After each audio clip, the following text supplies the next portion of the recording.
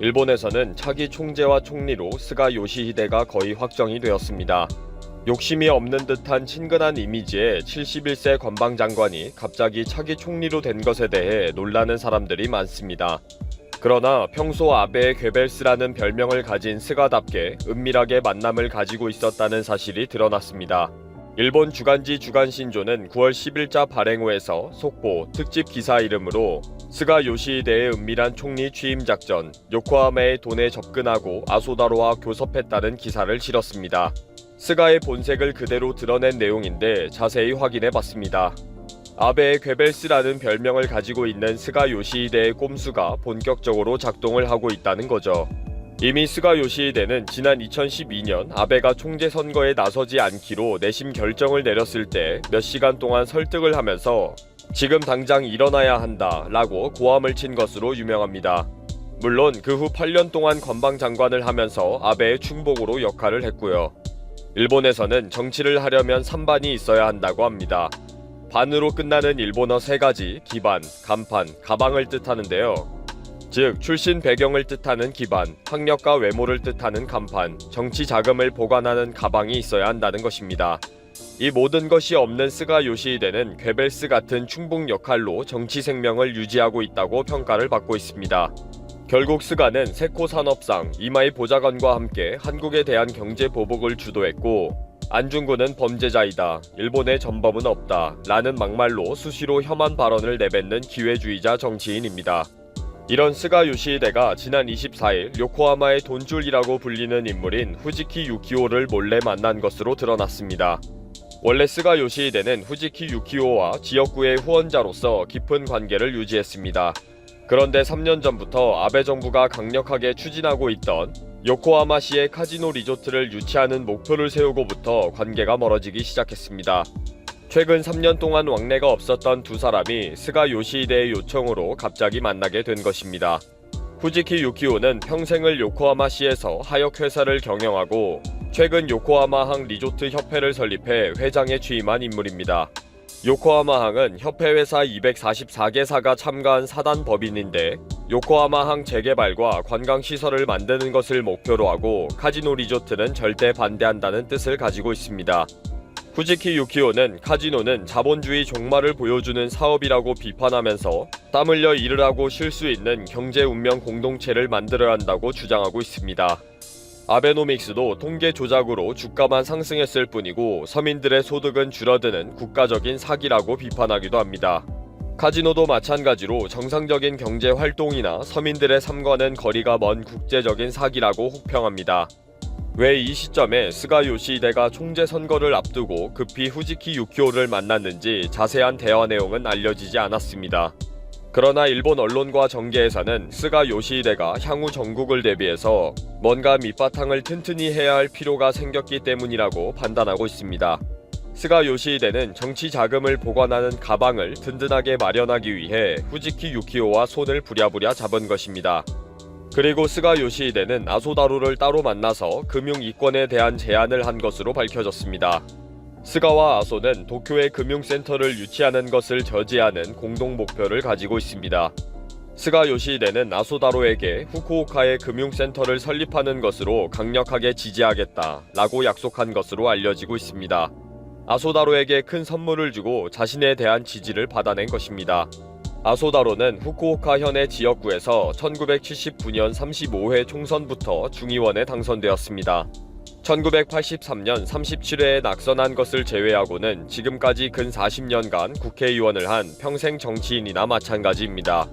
아소 가문은 후쿠오카에서 족벌기업 아소그룹으로 이루어졌으며 아소그룹의 창립자이자 아소다로의 증조부인 아소다카치는 탄관왕으로 불리며 아소의 부친인 아소다카키치는 일제감정기에 1만여 명의 조선인을 징용, 강제 노역을 시킨 아소탄광 소유자로 악명 높습니다. 아소다로는 부총리 겸 재무상으로 재임하고 있는 이때 후쿠오카의 금융센터를 반드시 설립하고 싶어합니다. 그러기 위해 스가 요시히데를 지지하는 조건으로 확실한 유치를 약속받았다고 보고 있습니다. 현재 일본은 죽어가는 경제를 살리기 위해 홍콩에서 유출되는 인재와 기업을 유치하는 국제금융센터를 설립하는 것을 아주 중요한 문제로 생각하고 있습니다. 지금까지 세계 금융시장은 미국의 월스트리트, 영국의 런던, 그리고 홍콩과 싱가포르가 강력하게 자리를 잡고 있었습니다. 도쿄와 상하이는 좀 떨어진 만년 5위와 6위였습니다. 일본은 이번 홍콩의 국가보안법 사태로 미국과 중국 간의 갈등이 깊어지고 아시아 금융센터로서 위치가 흔들리고 있는 이때를 놓치지 않으려고 합니다.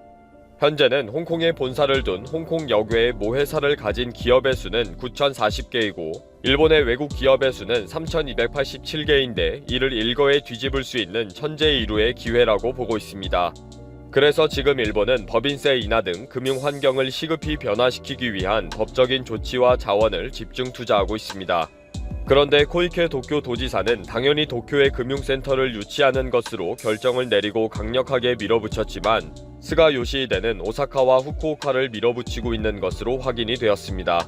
스가 요시히데는 코이케는 싫어 라고 내부적으로 말을 하고 있으며 외부적으로는 도쿄는 지진의 위험도 있고 이제는 지방을 살려야 한다 라고 주장하고 있습니다.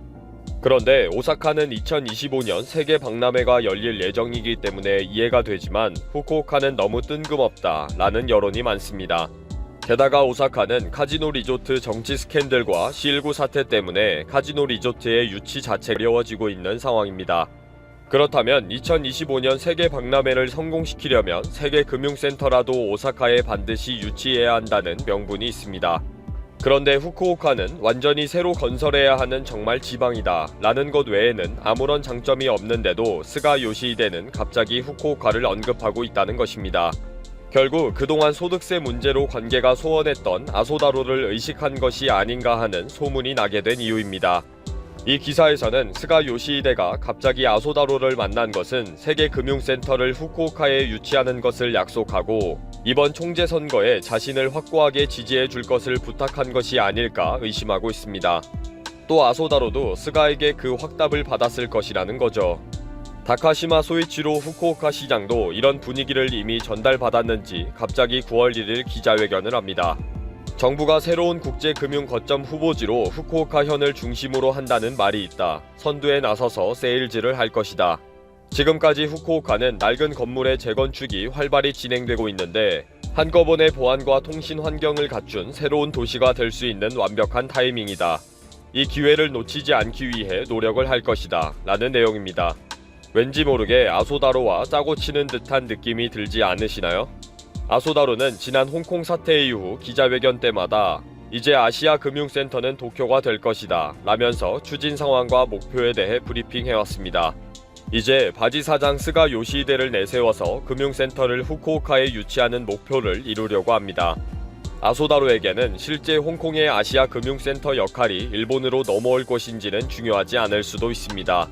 일단 국제금융센터를 후쿠오카에 설립해서 아소 가문이 대대로 지역구에서 당선되는 것이 더 중요하니까요. 이렇게 일본이 폭망하는데 아베와 아소다로의 역할이 큰 것 같습니다. 이제는 바지 사장 스가 요시히데가 총대까지 메었으니 폭망의 시간은 더 앞당겨질 것 같습니다. 북마이삭이 한국에 큰 피해를 준 가운데 10호 태풍 하이선도 발달하고 있다. 하이선이 먼저 지날 것으로 보이는 일본에서는 역대 최대급이라는 우려 섞인 전망이 나왔다. NHK 등에 따르면 2일 일본 기상청은 이번 주말 10호 태풍 하이선이 막대한 피해를 줄 수 있다면서 대비할 것을 당부했다. 2일 밤 9시 기준 하이선은 서태평양 마리아나 제도 부근에서 중심 기압 985헥타파스칼 상태로 시간당 15km 속도로 서쪽으로 이동 중이다. 일본 기상청은 4일 밤 9시 이 태풍이 매우 강으로 발달하고 하루 뒤에는 맹렬급으로 더 세진 채 일본 남쪽 부근에 이를 것으로 예상했다. 이후 6일 밤 9시께는 매우 강 위력을 가진 채 일본 규슈 서쪽에 도달할 것으로 예측했다. 일본은 930헥타파스칼 이하 최대 풍속 50m/s 이상인 경우에 태풍 특별경보를 발령하는데 예상대로라면 이 기준에 들어온다. 이는 본토에서 멀리 떨어진 섬인 오키나와를 제외하고 한 번도 발령된 적이 없어 현지는 긴장하고 있다. 마이니치 신문은 일본에서 5,000명 이상의 사망자, 실종자를 냈던 1959년 베라 태풍에 버금가는 규모라고 설명했고 아사히 신문은 기상청 관계자를 인용해 역대 최강 규모라고 전했다. 일본 기상청은 많은 비, 강풍, 해일 등으로 인한 대규모 재해가 우려된다면서 진로가 조금 달라질 수 있지만 넓은 범위에서 큰 영향을 받을 가능성이 있다고 말했다. 한편 10호 태풍 하이선은 7일 한반도를 지날 것으로 예상된다. 다만 일본을 지나며 세력은 약화해 일본 기상청에 따르면 7일 오전 9시 중심 기압 960헥타파스칼 정도로 한국에 근접할 전망이다. 한국 기상청도 현재 하이선이 7일 경남 쪽으로 상륙해 한반도를 지나갈 것으로 보고 있다. 누가 맞을까? 한미일 태풍 마이삭 예상 경로 이렇게 다르다. 제9호 태풍 마이삭이 지나갈 길, 즉 예상 경로를 두고 한미일 기상청의 예측이 조금씩 다릅니다. 한반도 상륙 자체에는 이견이 없습니다. 큰 피해가 예상되고 대비를 철저히 해야 하는 부분입니다. 그러나 구체적으로 어디쯤 상륙할 것인가, 또 상륙 후 한반도 관통에 그대로 북진할 것인가, 아니면 동해안을 따라 북상한 뒤 빠져나갈 것인가를 두고 약간의 차이를 보이고 있습니다. 먼저 미국 JTWC 측의 예측도부터 보시겠습니다. 태풍 마이삭의 중심이 여수시와 남해군 사이에 상륙하는 것으로 돼 있습니다. 부산 부근 남해안에 상륙할 것이라는 한국 기상청의 예보보다 서쪽으로 많이 치우쳐 있습니다. JTWC는 마이삭이 한반도에 상륙한 뒤 그대로 북진해 대전과 대구 사이를 관통해 강원도를 지나 북한으로 넘어가서야 방향을 왼쪽으로 약간 틀어 올라가는 것으로 예상했습니다. 다음은 일본 기상청의 태풍 마이삭의 예상 진로입니다. 마이삭이 JTWC와 거의 유사하지만 약간 더 오른쪽인 남해군과 통영시 사이에 내일 0시 전후에 상륙하는 것으로 돼 있습니다. 이후 진행 방향으로 북동진하다 강릉 부근에서 한번 약간 좌측으로 틀어 북서쪽으로 방향을 잡은 뒤 그대로 북한까지 직진하는 진로를 예상했습니다. 어제 예보 때는 대전과 대구 사이로 북진했다가 약간 좌측으로 틀어 원주를 지나 북한으로 넘어갈 것으로 예상했는데 예보를 수정하면서 아래의 한국 기상청의 예보와 유사한 진로가 됐습니다. 현재로서는 상륙 지점 정도만 차이를 보입니다. 일본 공영 NHK 방송은 오늘 태풍 마이삭이 강한 바람을 동반하고 있는데 내일까지 규슈 북부에 초속 35m의 강한 바람과 더불어 순간 최대 풍속으로는 초속 50m까지 예상된다고 보도했습니다. NHK는 또 마이삭의 영향으로 1일 오후 6시까지 오키나와에서 1만 2천여 가구가 정전 피해를 입었으며 8명이 다쳤다고 전했습니다. 마지막으로 한국 기상청의 예상 경로를 보시겠습니다.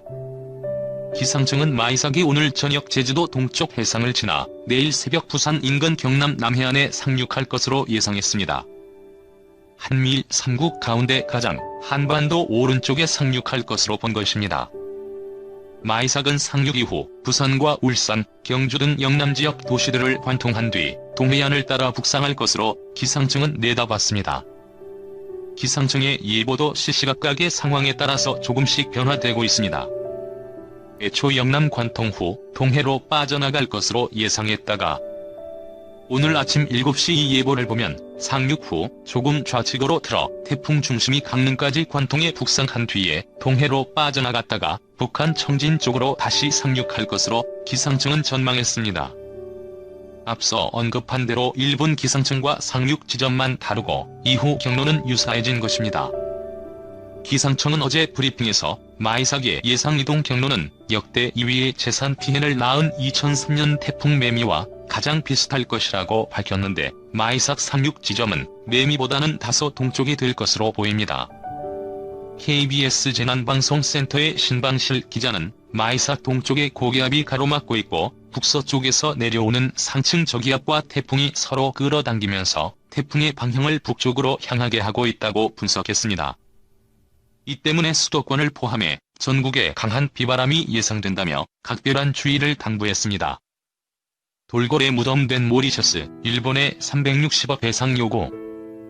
인도양 남부의 천해 섬 모리셔스 해역에서 일본 화물선이 좌초돼 중유 1000톤이 바다에 쏟아진 가운데 모리셔스 정부가 일본 측에 360억 원 상당의 배상을 요구했다. 1일 아사히 신문과 현지 매체 루모리시안에 따르면 최근 모리셔스 정부는 일본 정부의 어업 지원비 명목으로 12억 모리셔스 루피의 지불을 요구했다. 이 돈은 기름 유출로 천문학적인 피해를 본 어업 관계자들에게 어선 구입 등을 지원하는 데 쓰인다. 모리셔스 주재 일본 대사관도 이에 대해 여러 요청이 온 것은 사실이라며 일본으로서는 가능한 신속히 실시할 수 있도록 현재 움직이고 있다고 밝혔다. 해양 전반에 걸친 피해 규모가 큰 터라 사고 선사의 손해배상액은 아직 확정되지 않은 것으로 알려졌다. 앞서 일본 미스 이상선이 운항한 와카시오는 좌초 12일 만인 지난달 6일 배 뒤편 연료 탱크가 손상돼 1000톤이 넘는 중유를 바다로 유출했다. 기름은 산호초와 희귀생물이 가득한 바다로 퍼져 천해 섬과 주민들의 삶에 씻을 수 없는 상처를 입혔다. 인구 130만 명의 섬나라 모리셔스는 주요 산업인 관광업을 비롯해 경제의 대부분을 연안 생태계에 의존하고 있다. 현재 와카시오는 두 동강이 낮고 선체 일부를 인근 공해로 끌고 가 수심 3200m 해역에 가라앉히는 등 뒷수습 작업이 펼쳐지고 있다. 하지만 환경단체들은 배의 침몰로 생물 다양성이 훼손될 우려가 크다며 작업에 반발하고 있다. 앞서 그린피스는